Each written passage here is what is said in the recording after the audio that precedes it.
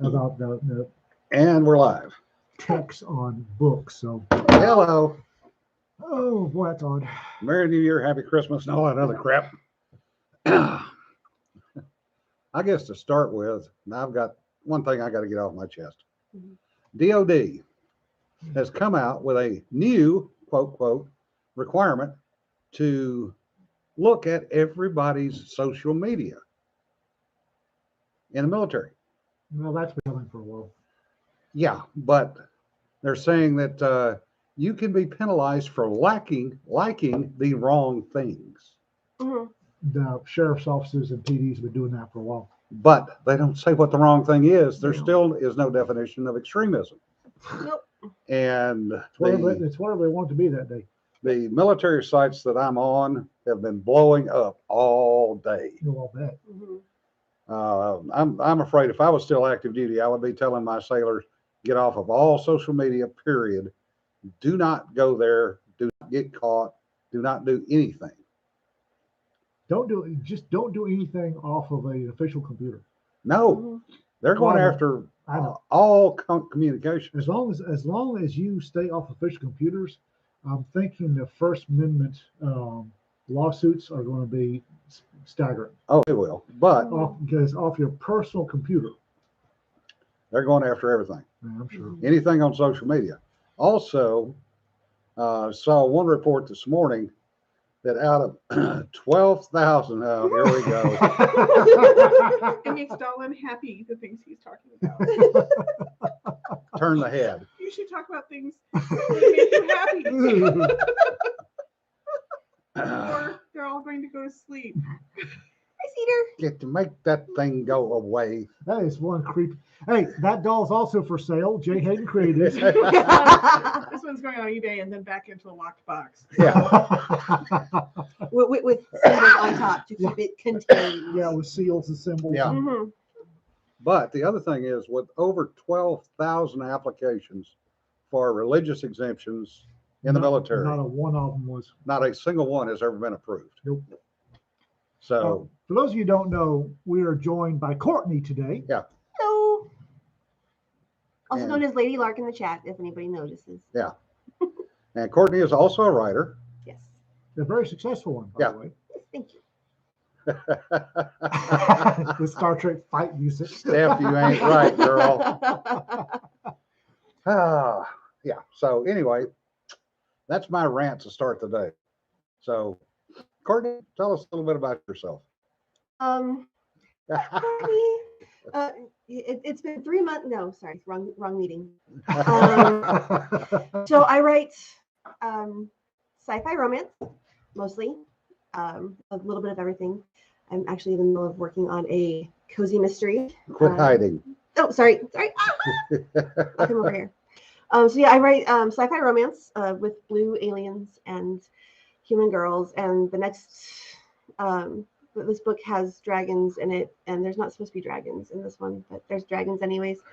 I'm working on a space fantasy series of short stories with cyborgs and shifters, and basically following noir detective tropes and mysteries from the 20s, which is a lot of fun. And also a cozy mystery series that someone has been bugging me about for 3 years, and I finally got around to writing it. So, yes, I've got book, the Alien Bride series. Book 4 is coming out a couple days after Christmas. And the important part is she's making money doing this. Yes. Yes, she is. This she does for a living, which is nice. 20 plus years in retail, and all of a sudden I'm. Yeah. I work with the general. I worked with the general public for a very long time, and now I do not have to do that at all ever again. I Yeah. love Steph's response. I went and bought one of your books when they said last time people complain about too much sex. There's not as much as there could be. Okay. I like the little add-on. And honestly, some of them are just bordering on tame, really, even. But yeah, no, they're fun, and people do complain about the sex, but people also complain about that couldn't possibly have happened because your orbit's wrong. And I'm like, because I actually did do the math and got the orbits right. Don't I tell people I don't do math because I am, in fact, I have dyscalculia. I switch my numbers just randomly. And it took a long time to get those numbers right for a freaking paragraph. So it was fun. This is why I like LibertyCon, is when I have to do the orbital stuff, I go to LibertyCon and say, hey, I've got a problem. And 40 people say, here's your answer. Yeah. And I don't have to do the math. And they're doing it off the top of their Yeah, heads. I don't have to do the math because I hate doing math. Yeah. No, it's Stephanie Osborne. Yeah. Yeah. And as Jonna has said, she's keeping the ones behind us. So, Mhm. nope, Yeah. they're not for sale. But trust me, there are plenty of others. Yeah. If you want to support the lady who buys the broadband that keeps the blanket fort active, buy her quilt top. Yeah. Yeah. And the dolls, Mhm. Yeah, please including God, that three-headed, whatever the hell that please was. God, buy the dolls. No, don't buy the dolls. Let somebody else do it because I don't want to know where they go. Some of those dolls were really creepy, I'll be honest. Yes. I helped her unbox a bunch of them, and holy cow. Yeah. Those were- She's got one that we had to move where I couldn't see it anymore because it's really freaking me out. Yeah, I'm just waiting for the cops to come by and see that thing sitting in the window. Double tap it. Bam. We did it for your safety. Thank you. Thank you. I have insurance for my windows now. Go right ahead. And Richard's going to be pedantic. Quilt fort, not blanket fort. Yes, you're correct. Blanket fort. Blanket fort. Quilts are blankets. It's ours. We can call it whatever we want to call it. It's a blanket fort. We need more pillows, honestly, to make a proper So- blanket for it. Also, Kortnee is really good. I believe she has a website, but don't quote me on that. Really good at nudging other people into writing. So if y'all require a nudge, check with Yes. Kortnee. The website is a work in progress, but it does exist. It's the weekendcreativechallenge.xyz, and it is a .xyz. $1 to register it. Cheap And- and twice the price. Yes, and it really is just a here's the thing, have fun, and I post pictures and links to whatever gets done with it, and I'm happy to nudge anytime someone needs a nudge. She's happy to nudge. She's neutral to nudge. She just nudges. Nudge, nudge, nudge. Like, so you're doing a thing, right? Right. I We have will- I have already nudged him today. We have discussed this already. But it's definitely fun. In my news, RimWorld #4 is out to the readers. Woohoo! Cover is 3/4 of the way done. Nice. And all I'm waiting for is feedback. Yes, Richard, the gift did arrive. Thank you very much for versions of gifting. Which gift? He sent kimchi, Hmm. Korean kimchi. Little cans of Korean kimchi. I wasn't aware that it was biologically safe to put it in cans. I wasn't either. All right then. Fascinating. Yeah. Odd prompts and a good way to keep writing. Hmm. Yes. In my news, I am currently not having a good time with writing. Writing's never been work for me, and this one's work. I'm having to drag it out of my subconscious sentence by sentence, and they're fighting back. And it's really annoying me. However, once this gets done, starting in January, Ghosts of Malta will go live. I'll be accepting short stories, 5,000 to 8,000 words. And once again, I will let the general public know your story, if you wish to submit one, does not require ghosts. That's simply the working title of the anthology. It does not have to have anything to do with ghosts. The only thing your short story needs to do is involve Malta in some way. Okay, just go ahead and send it to me. What? The library of ghost stories. Oh, oh God, I got that one racked up too. Yeah. All right. When do they want them by? I don't know. March, April time frame. We got time. You say that now. My writing calendar got full really quickly. So did our convention calendar. Yeah, the travel calendar this year is kind of Ah, insane. yeah, no kidding. It's getting interesting. Yes. So, Kortnee, what Yes, would you like to tell our viewing public, what few of them there are, Sure. about writing? How about marketing? How about we? You guys know how to write. It's the marketing you all suck at. Oh, thank you from the peanut gallery. I love having the voice over the quote in the back. Yeah, and in case anybody didn't hear her, she said, "You may be able to write, but you suck at marketing." Yes, this is true. Kortnee, however, does not suck at marketing. So Kortnee. Courtney is getting better at marketing.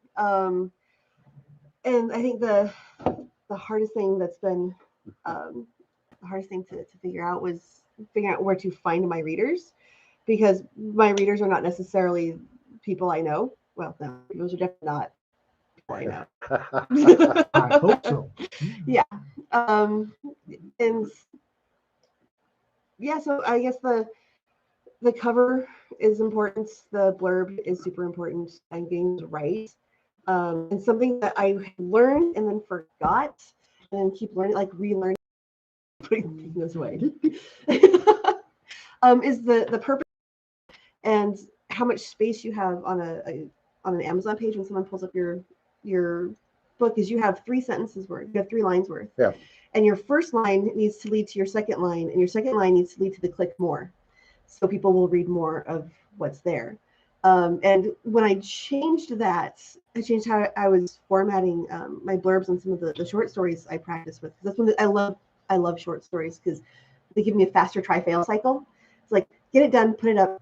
Oh, that didn't work. Okay, get it done, put it up, and then figure out what works I hadn't from thought of it there. that way. That's a good point. So it gives me lots of practice in like, okay, so we're going to try this combination of keywords. Well, that didn't work.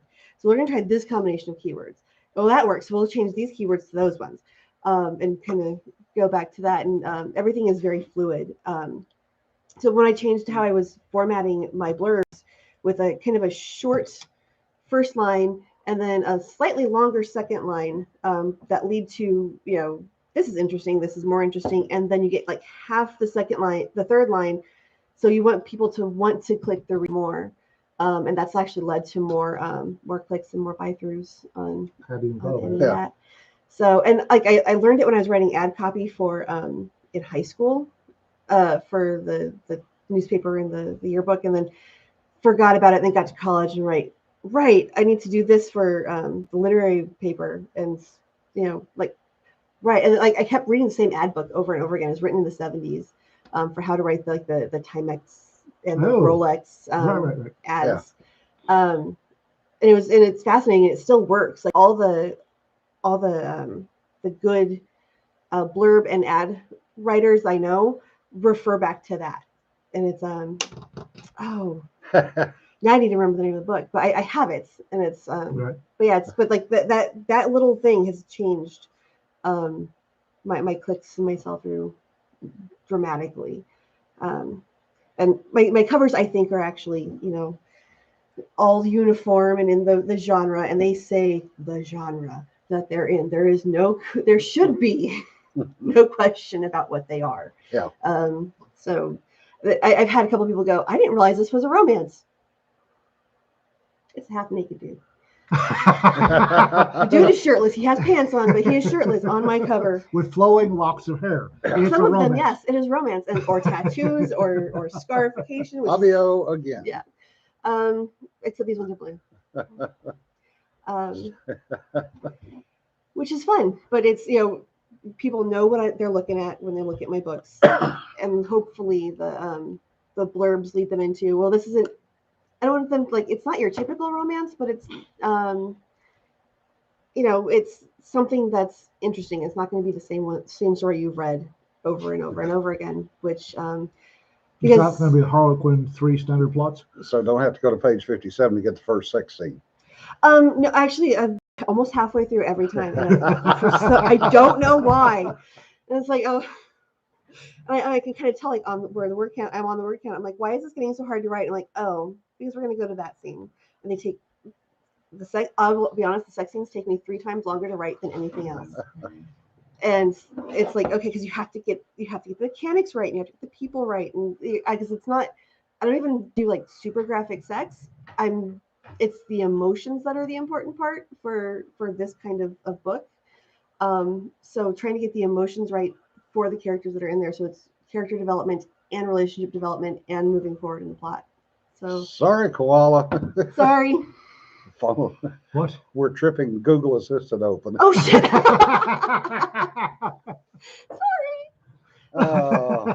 So yeah, so they're just different things of, you know, little tricks I can try them over and over and make sure I'm in the right genre and people will find it. And holy crap, does Germany like romance books? I'll say that too. So that was fun. Just for the record, okay, Google, search goat porn. I figured you were going to go with tentacle porn. Kortnee, some of the Yes, sir. titles of your books.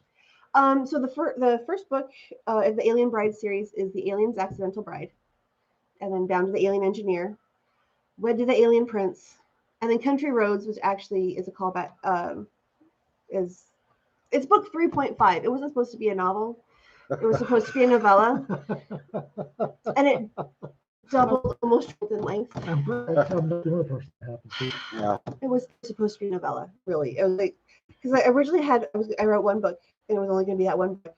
And then, like, well, I could maybe do 2 books, but if I do 2 books, then I want to do this bigger arc. So, okay, I'll do 4 books. And then I got feedback on the first book. Okay, 4 books and a short story, and then 4 books, a short story, and a novella.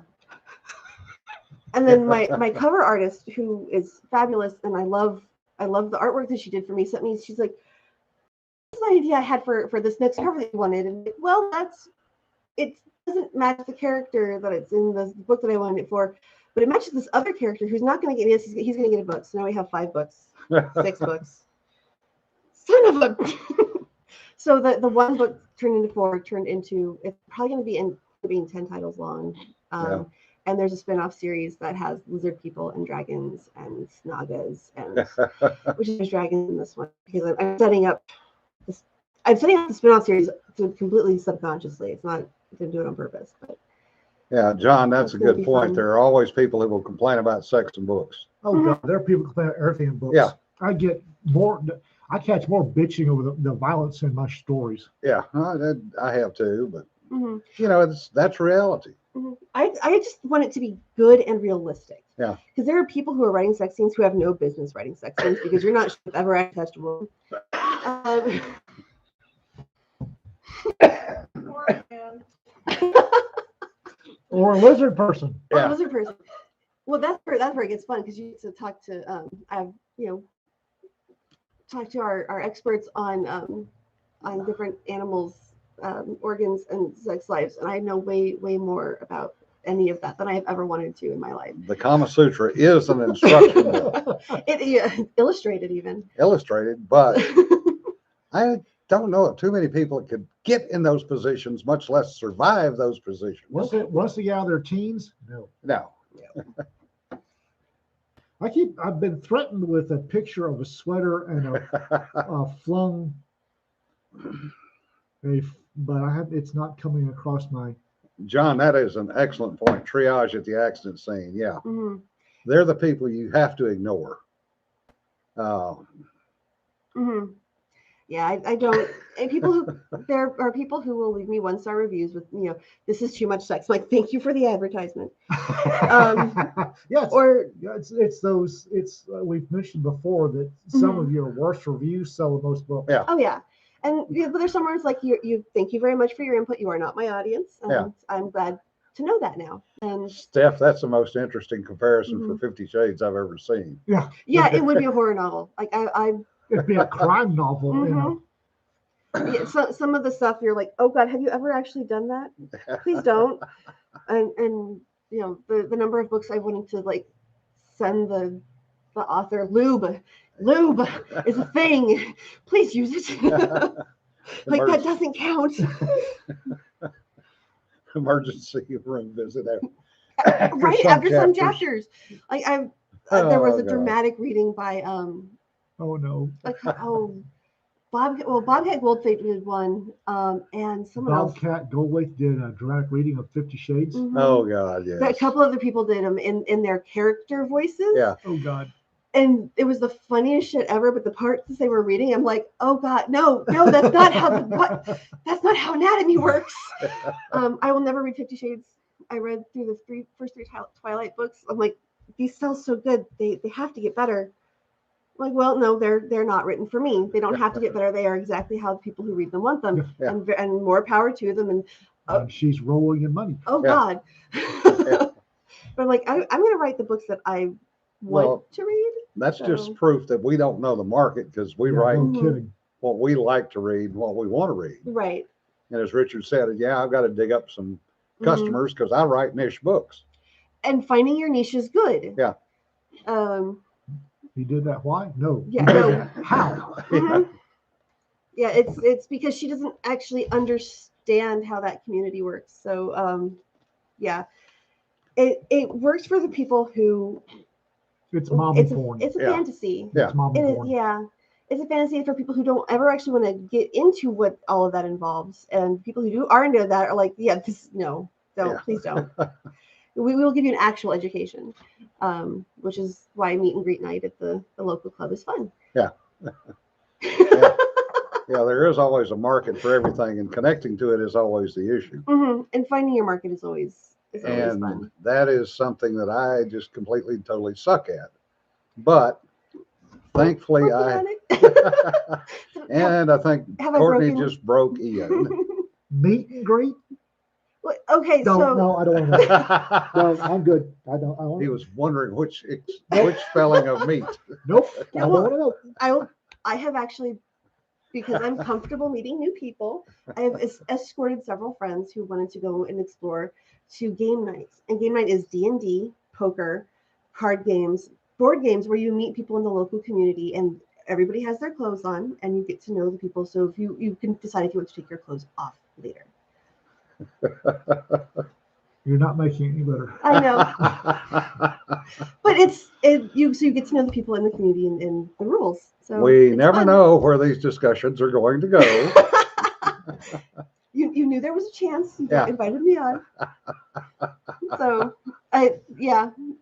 but I've met so many people for research that I'm like, Okay, wow, this we're is good. fun. We're good. We're good. We're good. Moving on. I'm sorry for breaking the Ian. Oh, Well, it was a voice that there's stuff on Amazon that Yeah. came over the back wall there. yeah. I mean, she's doing Mhm. well on Amazon, I gotta tell you. Yeah, but Amazon's doing pretty good for me. So, Yeah. yeah. I'm a fan. But, Now there are so many, shall we say, different people out there. As I'm finding. mhm. Yeah. And I worked crimes against persons in Amarillo for years. Yeah. And it's Mhm. Well, a good friend of mine, literally, she was with Casper PD, Casper, Wyoming. Mhm. Literally quit because she was going to cap a dude one night for crimes against children. well, that Mm. happens. Yeah. And she's now working working on her PhD, but she teaches criminology at a university upstate. Why is she doing that?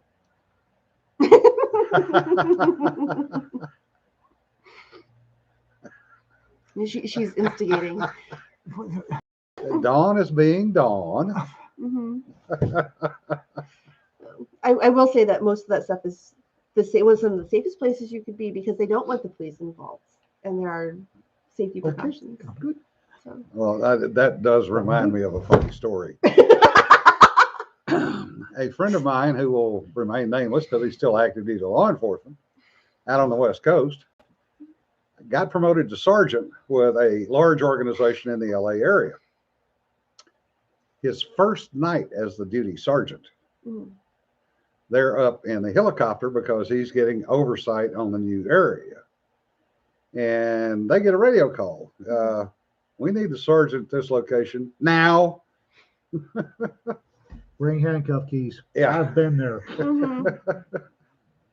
So they fly over to this residential area. They land in a park. He gets out, car picks him up. The guy is white as a sheet. You Sergeant, you ain't gonna believe this. You just ain't gonna believe this. You're right. What? You got to see it. We ain't gonna tell you. He said he's Best sitting there stories. going, "Oh my God, his first friggin' night on the job. This is either a put up job or I'm going to be a corporal tomorrow. Gets there, walks into this house in an upscale neighborhood, and there are kids out back playing in the pool. And mommy and daddy and somebody and somebody and somebody else's mommy and somebody else's daddy are all in the back room tied up. Tell me they got mugged. No. No, would like to have been mugged. I didn't ask. I said, tell me they got mugged. And the 14-year-old girl is sitting there sobbing, talking to one of the female officers, going, I just put the tape in. I thought it was a Christmas tape. It was not a Christmas tape. Back to writing stuff. It's not. Research is important. Please do it. Yeah. Yes, Jerry, the that poor sergeant, as he said, it took him, well, he still hasn't lived it down after 10 years. Jonna, really? She is a It cuss. matters. I mean, chafing is an issue. Shaping is an issue. You know, and you need to You're fit the right not way so you don't get hurt. You're not helping. But leather working is important for that too, though.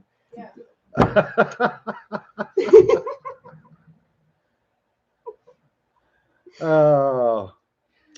Yeah, Jerry, he had to go to his lieutenant, who was already getting calls from the brass about why that particular house had been raided. On to writing. It doesn't involve. That doesn't involve, right. I have been binging 1920s detective novels. Oh, yeah. You Lining. That's That's fun. Yeah. proper lining. That's another thing. Yes. I've also been binging 1920s detective detective novels.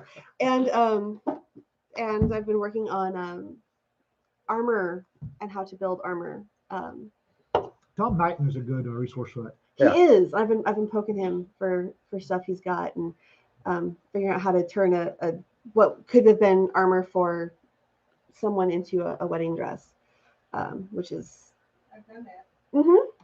which is actually a lot of fun. So armor and welding and moving it to space in an alien society and all that fun. Well, the interesting part of that is welding.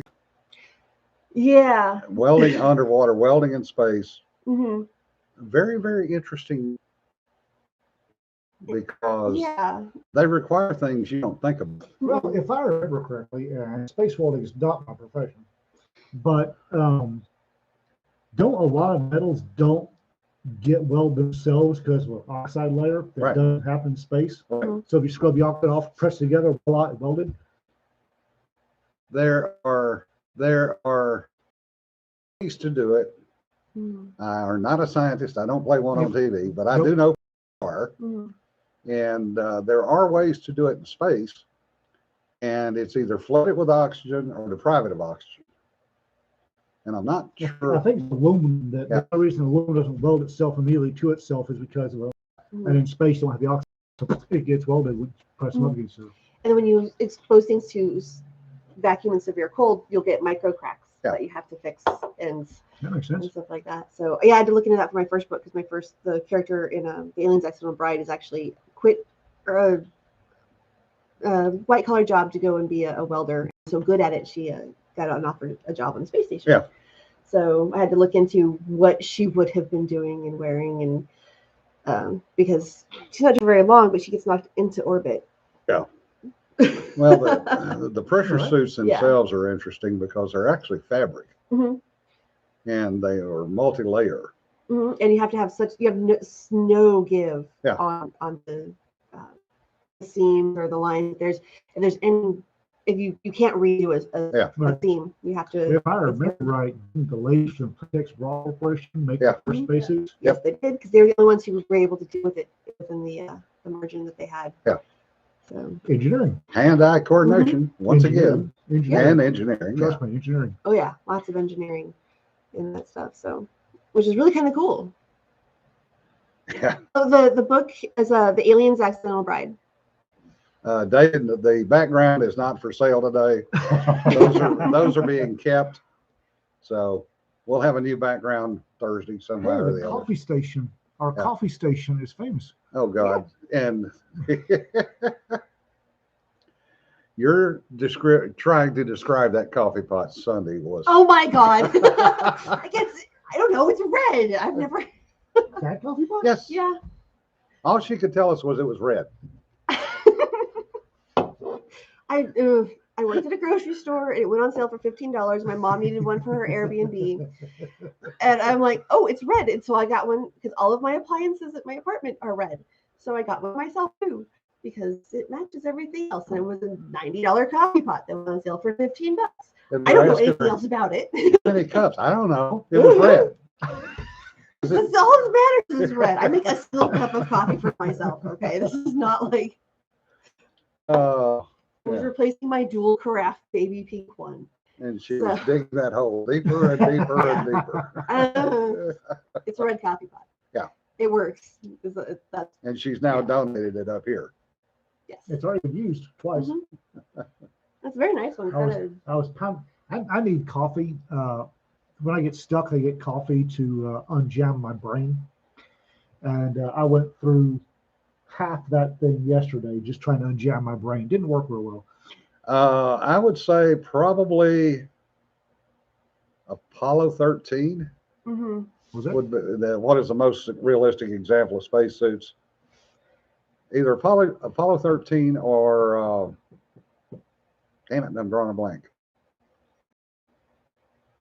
Doesn't want to stop. Sounds like Sandra Bullock was in it. The movie sucked, but Was it Gravity? Gravity. Gravity. Yeah. I'm saying, The movie sucked, but the technology is right, or as close to right as you're going to get it. Yeah. I mean, I'd like to have a spacesuit like. Or as close to right as you're going to get it. Yeah. I mean, I'd like to have a spacesuit like in Guardians of the Galaxy, where he just like pops it over and it. Yeah. That's never ever going to happen. But No. that would be really cool. The right stuff. Yeah, the right stuff probably does have good technology. Well, on the it, right too. stuff was using actual spacesuits. Right. Yeah. They are basically a 1 or 2 time use, and then they're done because A, they stink to high heaven, Mm-hmm. You And- can't really clean them. and B, they start breaking down. that's understandable. Mm-hmm. If you ever go down to Cape Canaveral, Kennedy, or is it back to Canaveral? Anyway, the Cape in Florida, they have a bunch of things on display, including some of the early spacesuits. I think JPL in Houston was the same thing. And if they haven't had the AC running or getting to space for a while, you walk You in, smell it's it. like, oh Mhm. man, Oh yeah. because they're outgassing in more than one way. Woo! Farther out in sci-fi, I'm not going to be much help there, David. What? So for a lot of the further out in sci-fi stuff, the spacesuits are either wildly inappropriate for what they're trying to do with them because where you would have the joints and the seams, they don't take that into account, and so you get skin tight spacesuits where you would actually need some layer of between the skin and and vacuum more than what they've got because you're going to freeze to death, and freezing in vacuum is not fun. Well, you would use a freezer burn up depending on which Depending side. on what side you're on, yeah. Yeah. And then the radiation issue that a lot of sci-fi doesn't address is that you're going to be exposed to a lot more radiation than you would normally, and there's which is why astronauts have issues, and so a lot of the further out sci-fi that's not working with technology that we already have. The designers don't tend to take things like oxygen and heat into account. One of the things So that I don't like any of it. John, the reason the early thin design didn't work was the heating and cooling aspect was the primary reason. And the secondary was the amount of radiation that was penetrating the suits. Because in space, you don't have any air to mitigate temperatures. So if you're in the dark, you're sub-zero plus. If you're in the light, you're absorbing the heat directly. remembering you get rid of heat, one of three ways: Yeah. radiating it, conducting it, or convecting it. Mhm. And space puts the kibosh in quite a bit of that. Yeah. Mhm. The one that bugs me about the skin-tight spacesuits is the fact that there are areas on the human body that the suits aren't providing pressure. Armpits. If you have a skin-tight suit and you don't have a bladder in the armpit to provide pressure there, Mhm. it gets kind of bad for the person wearing it. Yeah, it was definitely a materials issue. Hey, Brian, good to see you. Hey, Brian, The quilts are not for sale today. Agnes Pop Gumbo in the Yeah. house. Yeah, cool suits for heat management. Mhm. And that's basically what they did, was an adaptation off the cool suit. Adaptation, or actually a cool suits are adaptation off the original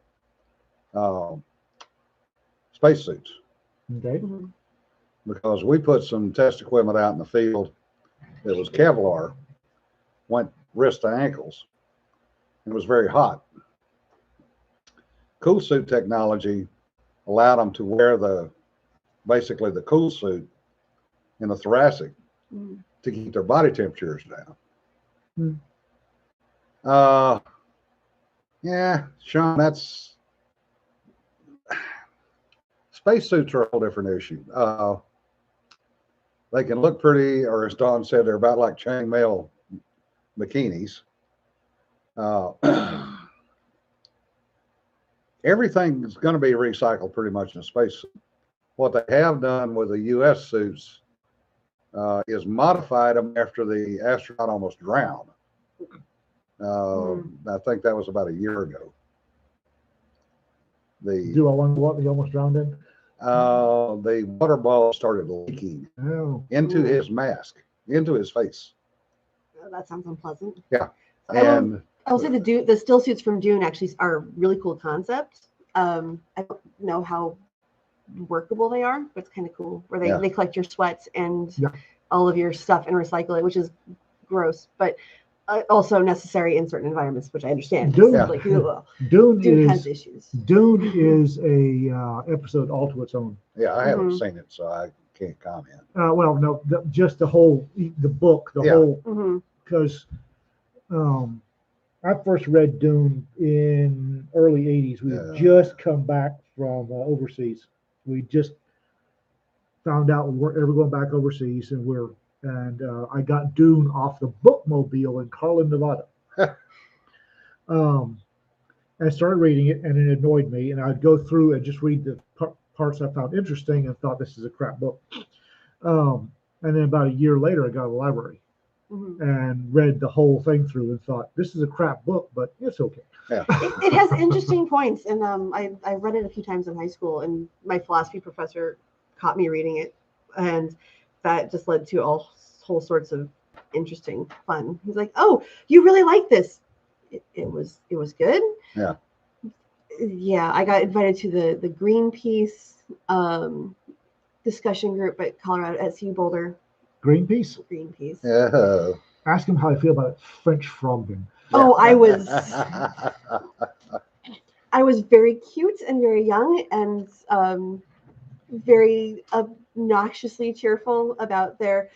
Well, we've all pledged not have children. Like, that's a fantastic idea because none of you should procreate. It's like you're young enough to sign the pledge too. I'm like, oh, I'm gonna. I'll sign it. I pee rainwater. Yeah. It was a lot of fun, but yeah, getting cut. And then like, oh, so you like this, so we're gonna invite you to these things. That like, oh no, you really don't like as part of that. Yeah, okay, I have read that. I just have not watched. One particular loathing, and that's for prophecy. We hate prophecy. It sucks. It's a crutch. It's stupid. It sucks. And Dune is one of the first ones I remember. Oh God, there's prophecy. Mm-hmm. In a way, yeah, that's a good one, Sean. Heat dissipation is always a issue, and it gets back to the capability of heat exchange and the absolutes in temperature in space. Mm-hmm. And the fact that it's a fantastic insulator. Yeah. Mm-hmm. One of the funnier friend of mine I was in service with for many years, retired and to work for NASA as the download manager at Vent Hill. And I would get the occasional still pictures and the occasional short videos. And some of them I'm sitting there going, didn't make the news. Those are always fun. But one of the funnier ones was when they added the third set of solar panels to the shuttle.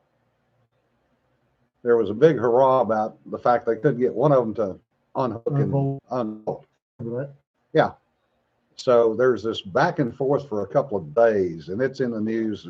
You know, the NASA engineers have recommended this, and they tried this, and it didn't work. And he sends me this video, and you see the astronaut out there, and he's holding on it. Whack! Kicks the hell out of the thing, and it goes chug, chug, chug, chug, chug, chug. Oh, that one worked. Percussive Percussive maintenance. maintenance. It is a thing. Mhm. And another one was a picture of a particular astronaut working on Hubble and trying to get a bolt out. Mm. And you know what he was using for a fulcrum? His helmet. Why not? It was the only way apparently he could get enough force. So he's upside down, one of these, right with it. If it's stupid and it works, it's probably still stupid. Yeah. But It does. it work. does work. Yeah. Yeah, I hate prophecy. Prophecy in books just really annoys the crap out of me. Chris too. Chris doesn't watch prophecy in books. And stupid time travel pisses me off too. And right up there with prophecy. Mhm. About the only book I've read, and I realize everybody loves Wheel of Time. I look at the 12 door stops lined up on the shelf and go, I don't have the time for this. So I've never read Wheel of Time. Never read it. People tell me it's great. I look at 12 door stops. I think I got through 2 of them. I haven't even started. Yeah. With Wheel of Time, I started reading it, and I got like about 5 chapters in, and I started falling asleep. And every time I picked it up, I'd start falling asleep. I'm like, I can't get through the first book. I'm like, there's no way I'm gonna. And I know people who love it. Who there's no way. A couple times I have more power to you. Enjoy what you enjoy, but no. About the only prophecy book that I've actually enjoyed was Bulgarian by David Eddings. Lee Eddings. Eddings. Yeah. Those are good. Bulgarian and his postgrad Elenium, which I Yeah. thought was better than the Bulgarian. Those made prophecy tolerable. Yeah. With the most lazy, and it's lazy writing, and it really annoys the crap out of me. Yeah. David Weber wrote 3 books in kind of an offshoot, and I just drew a blank on the name of them. Damn it. With a Hadrani, and they're kind of prophecy type, but they actually read fairly well. Mhm. And they flop between history and the wizard who is old enough to have lived through the history. Huh. So there are prophecies, and then he comes along and corrects the prophecy to what was actually supposed to be. My issue with David Weber books is I didn't even know David Weber existed Mhm. until after I'd read David Weber Orders a Pizza on the internet. And I pick up a David Weber book and all I think of is pizza. Sorry. Yeah. I picked up the War God's Own Yeah, that was it. in a gas station rest stop on a road trip. Well, I think the only road trip I ever took with my parents. Like, this is great. I had no idea that he wrote anything else. And I came to sci-fi kind of in a weird roundabout fashion. And like didn't realize like he'd written anything else. I'm like, oh, this is great. And I found a second book. Oh, this is great. And definitely there's a whole bunch more. No, Never there's known. only one There's more. Okay. He's supposed to write 1 or 2 more, but he's working on the he's admitted he'll probably never get them written. right. And then I met David Weber, and then I read David Weber orders a pizza, and then I realized, oh crap, he wrote all of these other books. I'm a terrible person to get into a series because I always find them weird one-off ones, and I'm like, this is great. Is there anything else by this person? Oh shit. Well, my issue is I always stumble into the weird offshoot and love it, then expect the mainline books to be like the weird offshoot, and they never are. They never are. Yeah. Yeah, RK. Lazarus Long is another one in Heinlein's books that is good for blowing up the prophecies. Mm-hmm. Usually by going, no, that was not what was said. I was there. Well, the thing with Robert Heinlein, and I must confess I'm a bad sci-fi fan. I like his young adult stuff. Not a big fan of his later stuff. Yeah. His later stuff, Glory Road was good. Yes. The young sci-fi was great. Mm. And then it starts getting into the stuff where, the hero winds up married to 3 guys, 2 women, and a Labrador Retriever. Yeah. And I'm done. I'm out. Mm. Oh. Lizard book. God, now I'm trying That's- to remember, Don. War God's Own was the one that I was talking about with Weber. Mm. With Heinlein, I like. Oh God, I've just blanked. Yeah, Number of the Beast was definitely a weird one. Mm. What's the one they did a movie of that has nothing to do with the story? Star Trek. Starship Troopers. I Yeah. love Yes. Starship Troopers. Red Mars Mhm. was good. Yeah. Citizen of the Galaxy was good. Glory Road was good. And then they start marrying golden retrievers. And I'm done. Strange Land, Stranger in Strange Nope, Land, couldn't make it. Methuselah's Couldn't Children. make it. The Moon is a Harsh Mistress. I actually enjoyed that one Yeah. because it destroyed Colorado Springs. Yeah. Deserves it. What? That's an interesting reason for liking a book. Well, I had a callback to it in one of my other books too. Yeah. When we were in Nigeria, I got started. Chris and I think both got started on sci-fi Nigeria, and the engineers that got there liked the hard sci-fi. Yeah. And I started out reading sci-fi, and I wasn't real pleased with it. I mean, there was one. That was probably Arthur C. Clarke, Asimov. It was Asimov and Bradbury. Yeah, Hard Bradbury, sci-fi. yeah. I remember one. It was a colony ship going to Ganymede, and slogging through that because there was nothing else to do was terrible. Yeah. Mm. And then I discovered Edgar Rice Burroughs. Yeah. And Robert E. Howard. Yeah. And Alfred Bester. And it got really great all of a sudden.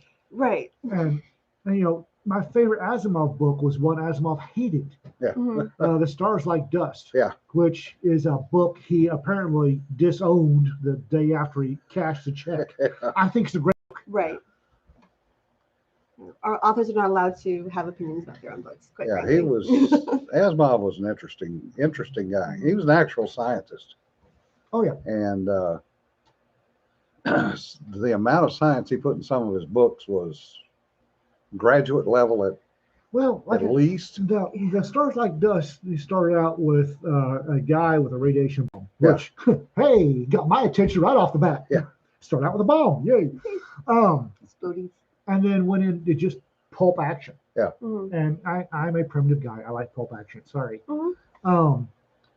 I did finally read Molten God's Eye after trying 5 or 6 times to read the Molten God's Eye. I finally got through it, and it's a decent book. Yeah. Mhm. I'd never read it again, but that was actually a decent book. It's on my list. Yeah. I haven't quite made it yet. Yeah, I had to work at it 5 or 6 times before I could actually read it. In the robot series. Mhm.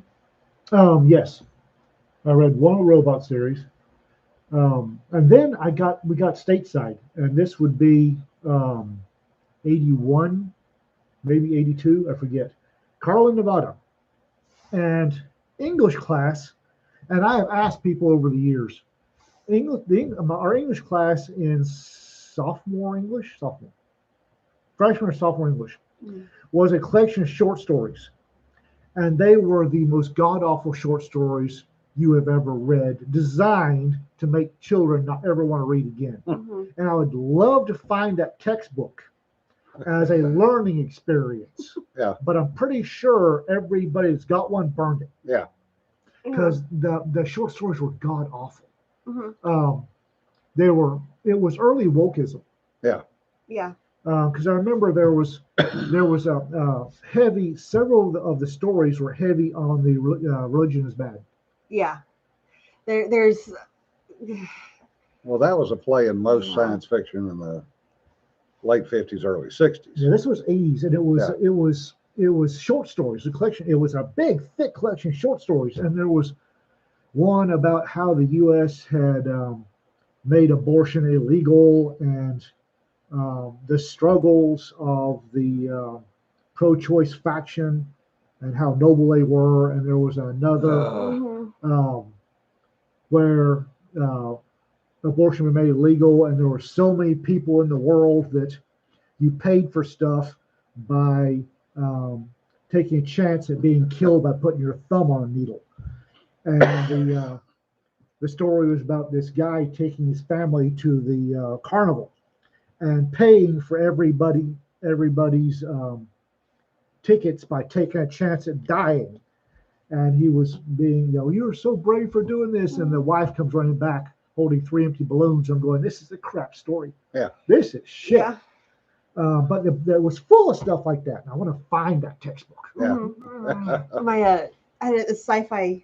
I was asked to be part of a sci-fi class in college because they were trying to get more sci-fi and fantasy into the curriculum. Yeah. I was all for that because my Yeah. thesis was on if we're going to study modern literature, we need to study good modern sci-fi and fantasy. Yeah. We include all the literature because more people are going to read the genres than they are going to read literary books. Yeah. So I was asked to be in one of the sci-fi classes, a sci-fi writing class. We had to read sci-fi and write about it and write more sci-fi in the class. Cool. Lots of fun. One of the books that she gave us was called is a short story called like Goblins in the Garden or something, where this woman gets married and they're happy and they have 2 incomes, and then she gets pregnant and she decides, oh, I'm going to be a stay-at-home mom. So she makes the choice, and tells you in the first couple of pages that she has decided to be a stay-at-home mom, and she is going to put everything that she has into her children, and she's not going to worry about growing herself anymore. She's going to grow these children, and she decides to stop growing, and the garden in the backyard stops growing and starts being taken over by weeds, and she starts seeing goblins in the garden. And I'm like, no, these are in her head because she is decided. I'm like, the character's like, this is what children do to you when you have them. And I'm like, oh no, this is psychosis, and let me explain to you why. And I did a whole. She's like, I never thought about it like that. I'm like, I know you didn't because you're freaking feminist wacko, But I'm things that are about women are important to me because I are one. You are one. I are one. It's very important to me. Very obvious you are But one. having someone explain to me, well, when you decide to give up your individualness, you give up your personhood. I'm like, nope, that's not a thing. That's not what happens. And if you choose to stop growing and you choose to have children, then you're raising your children badly, and you're going to start having goblins in your head. And which is what these were. I'm like, this is not a fantasy story about things in the garden. Yeah. This is a story about her psychosis. Yeah. And well, how many times do we see that play out? Oh yeah. Either in that side or in the perfect female character who is 5 foot, 5 foot nothing, female character, and is kicking the 6'8" guy's ass. No. All over the place. That one freshman textbook got me off of science fiction, Yeah. and I didn't touch it. I went to westerns and fantasy because fantasy was still untapped territory at the time, and I didn't read anything except westerns and fantasy until I got a collection of Philip K. Dick's short stories. Yeah, and it's like, oh my God, it's until I got a collection of Philip K. Dick's short stories. Yeah, and it's like, oh my God, it's there. Yeah. Oh my God, science fiction is good. Mm-hmm. So, people are griping about the Hugos being all woke. There was crap back in this 81, 82. Yeah. Bloody awful. I couldn't. Well, they're going to China, so we don't have to worry about them. Yeah, China can have them. I actually got into romance the way I did was I couldn't find a sci-fi or fantasy that wasn't just making me want to shoot myself. for a very long time, and then all of a sudden romance has vampires and werewolves. Like, okay, let's go there. And they're It's fun. fun to read. They're fun and they're fluffy and there's and the yes, fluffy is like cotton candy. Thank you very much. But it's it was First they were sparkly, now they're Now fluffy. now they're fluffy. Well, the werewolves tend to be fluffy anyways with the fur, and they get them dried and yeah. But I started getting to like their dryer. like the only book that had come out in like 2 months that had come to the library I was working at the time that didn't make me want to slit my wrist after I finished reading it was the freaking werewolf romance. Like, hey, this is something that has a monster in it, that they're gonna fight the bad guys and there's gonna be the good guys and the good guys are gonna win. And like, okay, so kind of like, let's find more of the happy stuff. And I found there's, fairies and time travel. And oh my God, some of the time travel was, I'm like, this is stupid. That doesn't work like that. But it was fun enough to like, okay, well, you're in your own little All I fantasy. can think about is Jim Butcher writing fuzzy werewolves. If you dare him, he'll do it. But No. now that we've got all this, this sort of dovetails into the independent writer thing, Mhm. because we're actually writing what people want to read Yeah. again, Yeah. and we're making money off of it. Yeah. Well, once I got into the genre I'm writing now, I was told 20 years ago that sci-fi romance does not sell. No one will ever buy sci-fi romance, so don't bother reading it. So don't bother writing it. And I'm like, but that's what I want to write. And they're like, but I was told by the traditional publishers, no one will ever buy that, so they're not publishing it. Like, well, this is kind of a circular thing. Well, you're not publishing it, so no one can buy it. So no one's going to buy it, so you can't publish it. And no one's going to buy it. Okay, so I found it, and I found the tropes that I liked, and I ran out of books to read. Like, write faster, damn it.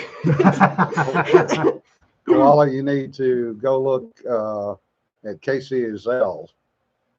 Oh, She that wrote girl ain't right. That girl ain't right. she wrote a book where the cats do have opposable thumbs, and it's well worth reading. But I She think and Marisa Wolf wrote it, and there's a second one out. I think that's one of the great things about indie publishing, and why we need to be teaching more people how to do it. Mhm. Is indie authors are writing stuff people want to read, Yes. and discovering you can make money writing stuff that people want to read. Yeah. Mhm. Well, it's either what we don't have anymore is beach reads, as Joe keeps beating up on us about. Gunsmith Joe keeps thumping us over the head about Yeah. it. Mhm. Gunsmith Joe, a friend of ours, Mhm. Joe Spear, who told us once about beach reads, and he wants people to start writing basically novellas again. I love novellas. Louis L'Amour size, the Louis Mhm. L'Amour pocketbooks. Yeah. Yeah. The Edgar Rice Burroughs pocketbooks Mhm. that you can stick in a back pocket, go on the beach. You can read a whole bunch of fluffy, Mhm. Genre, and then put it back in your bag, get off the beach, and you're happy. Yeah. I love novellas. I love beach reads. I love Yeah. happy, fluffy things in a genre I enjoy. And the thing is that a lot of people do, Mhm. but traditional publishing is going for doorstop Yeah. books that are 90 to 140,000 words long. Try 250,000. That you can't read sitting on a beach unless you want to look like a lobster at the end of the day. If I can't read it in my beach chair doing this and not have it fall on my face, I don't want it. I don't have time for the big long stuff. No, David, nobody would have touched Can't Go Home Again. Oh God. Yeah. That's why we did it the way we did it. Mm-hmm. Last I checked, we were stuck at 49 reviews. We need to get the last review out there. Once we hit 50 reviews, once we hit 50 reviews, the algorithms start making sweet, sweet love to our numbers. Yes. So if we get that last, you're looking it up, aren't you? Yeah. Mm-hmm. Wait one. So we are currently at 49 reviews. Yep. Once you hit 50 reviews on Amazon, the algorithms kick in. Yeah. Mhm. So, and again, going to ask again, if anybody has any ends at Black Rifle Coffee Company, because everything keeps bouncing. And I really think if we get somebody at Black Rifle to read the damn book, they'll start flogging. They'll give us a hand up. Mhm. And again, not so much for the money, but because there's a bunch of folks out there that need to read this book. Mhm. It's Thanks, important. David. That's They appreciated. really appreciate it. Mhm. No, Stanford, that's about 33.1 seconds. 33.2, I combust. Yeah. It happens. Ginger.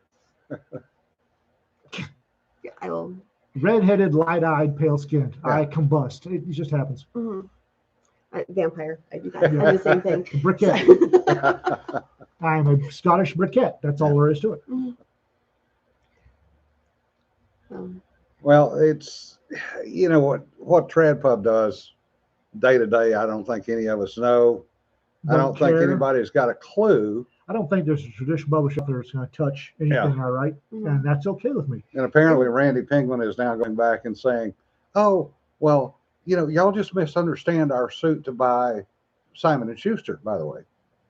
Oh, we'll make it better for everybody. No, No, they won't. No, they won't. No, they Yeah. won't. No, it must be easier to. Spackle. That's Ma Bell saying Yeah. that. Yeah. As long if I own everything, I'll make it better for everyone. No, that's not the way that shit works. It'll Oh, make it easier John, to launder that's a money. good point. I did not think about Ranger Up and Nick. Ooh, Oh.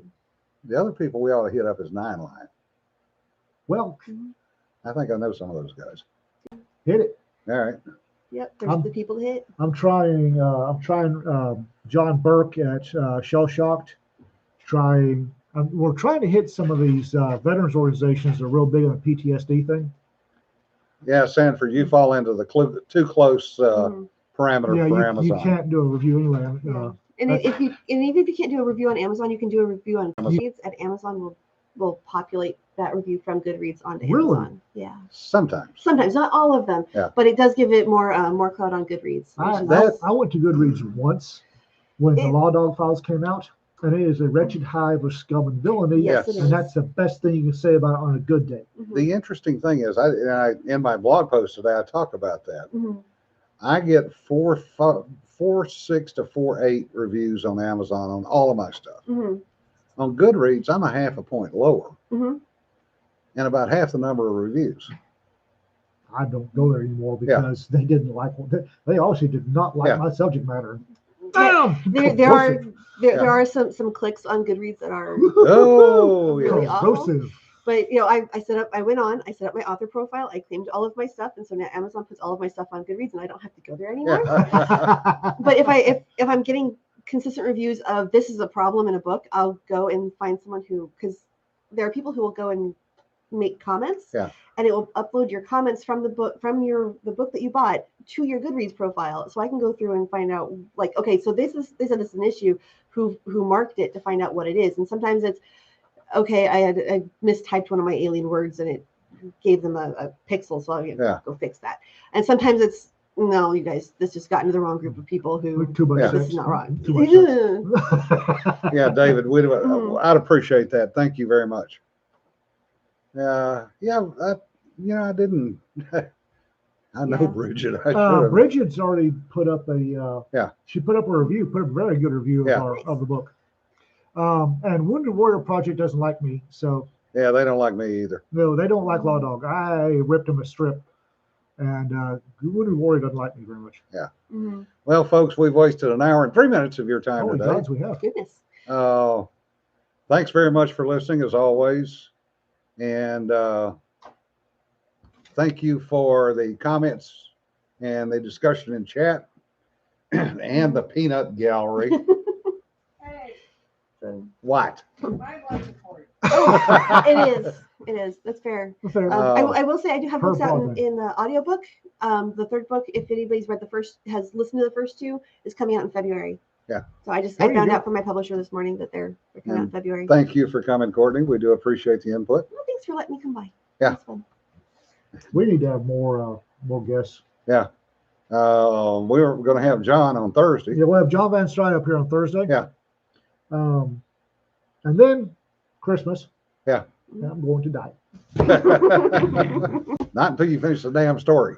Hopefully today. All right. Yes. We'll see. You'll get it. Heard that before. Yeah, I know. All right, Trust folks. me, trust me. I If you're know. traveling, be safe, be careful. The idiots are out. We might or might not report on that, Richard. And remember, don't sweat the petty stuff. Don't pet the sweaty stuff. Be safe, guys. Be safe. Bye.